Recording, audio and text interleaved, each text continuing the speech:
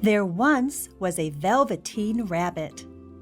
On Christmas morning, he sat wedged in the top of the boy's stocking, with a sprig of holly between his paws.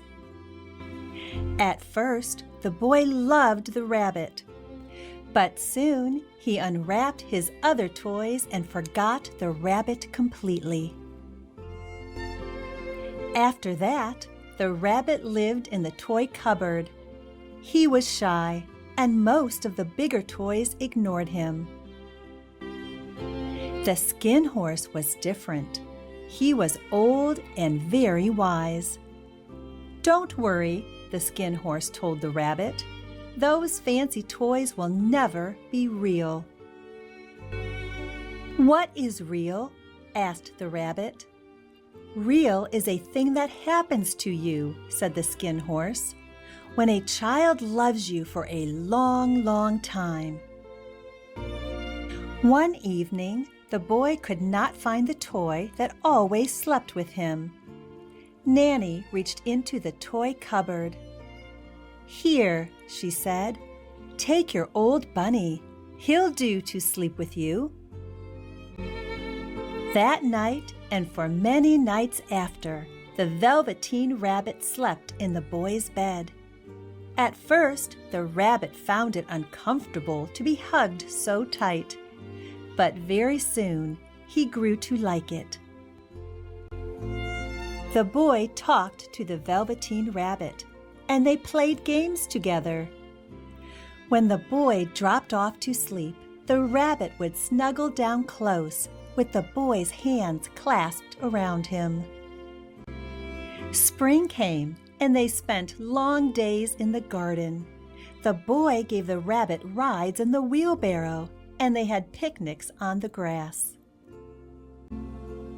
Once, when the boy was called inside, he left the rabbit in the garden until after dark. Nanny had to find him and bring him inside.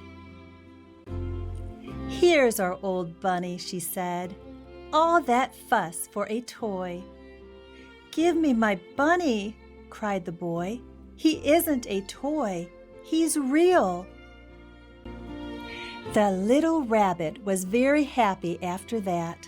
He loved to sit in the grass and watch the boy play.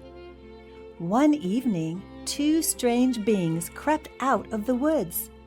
They were rabbits, but they were furry, and they moved and twitched their noses. "Come play with us," they said. "I don't feel like it," said the rabbit. "I don't believe you can," said one of the strange rabbits. He stretched out his neck and looked. "He hasn't any hind legs." "He isn't a rabbit at all," said the other. "He isn't real." "I am real," said the Velveteen Rabbit. "The boy said so." Just then the boy ran past. The two strange rabbits were frightened and disappeared. Weeks passed, and then one day the boy became ill. Strange people came and went in the nursery, but the Velveteen Rabbit lay hidden from sight. He knew that the boy needed him. For a long time, the boy was too ill to play, but the rabbit looked forward to the time when they would go out in the garden again. He crept up close to the pillow and whispered his plans in the boy's ear. After a while, the boy got better and could go outside for fresh air. One day, the doctor came into the room. "That old bunny is full of germs," he said. "Burn it at once." So the little rabbit was put into a sack with a lot of rubbish and carried to the end of the garden for the gardener to burn the next day. The Velveteen Rabbit's head stuck through the top of the sack. He could see all the places where he had played with the boy. A real tear trickled down his nose and fell to the ground. Where it fell, a mysterious flower grew. The blossom opened, and out stepped a fairy. She said, "I take the playthings children have loved, and I turn them into real. Before you were real to the boy because he loved you. Now you will be real to everyone." She flew him to a glade where the wild rabbits danced. Then she kissed him and said, "Run and play, little rabbit." The Velveteen Rabbit was scared. "I don't know if I can," he said.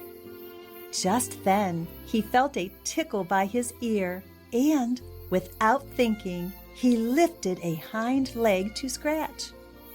The Velveteen Rabbit was not scared anymore.